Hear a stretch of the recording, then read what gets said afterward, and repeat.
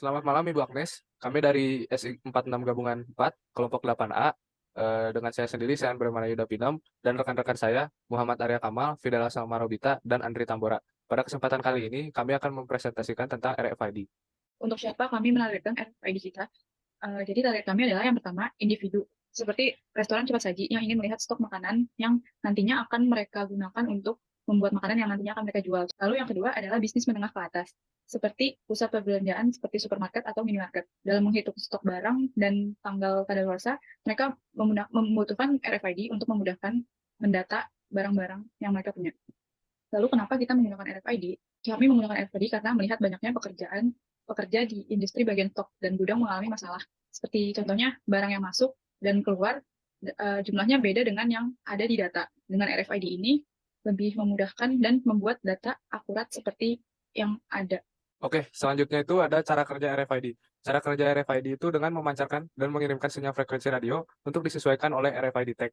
Ketika RFID tag dan RFID reader memiliki frekuensi gelombang yang sama, maka data dan informasi pada tag akan bisa dibaca oleh reader. Contohnya ketika kita ingin memesan makanan, kita dapat melihat menu dengan menggunakan teknologi RFID dengan cara meng-scan barcode dengan HP kita. Atau contoh lain yang lebih besar adalah pusat pembelanjaan atau minimarket. Biasanya kasir akan meng-scan barcode yang ada di kemasan produk yang dibeli. RFID reader akan mengirimkan sinyal frekuensi radio untuk disesuaikan dengan RFID tag pada kemasan produk. Cara merealisasikannya.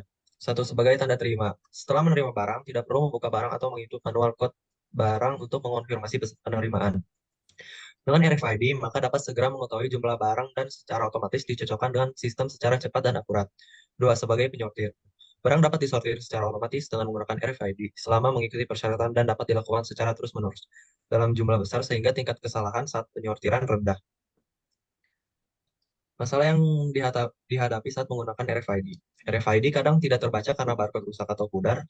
Frekuensi radio dari alat RFID kadang terganggu sinyal lain. Apabila terdapat satu chip RFID pada suatu alat membaca bersamaan, maka bisa menimbulkan kekacauan informasi. Pada kenyataannya, RFID mempunyai masalah keamanan dan privasi, yaitu rentan terhadap serangan secara fisik dan serangan aktif melalui protokol akses kontrol.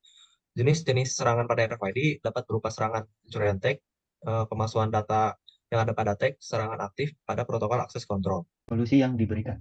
Persoalan yang saat ini dihadapi dalam distribusi barang yaitu masih adanya input data yang dilakukan secara manual. Proses input data yang dilakukan secara manual tersebut sering mengalami keterlambatan, sehingga kondisi tersebut tidak efisien dan tidak efektif. Oleh karenanya, dibutuhkan alat untuk otomatisasi pembacaan data untuk mengatasi human error, yaitu RFID, karena mampu meningkatkan pengawasan lalu lintas produk secara lebih baik.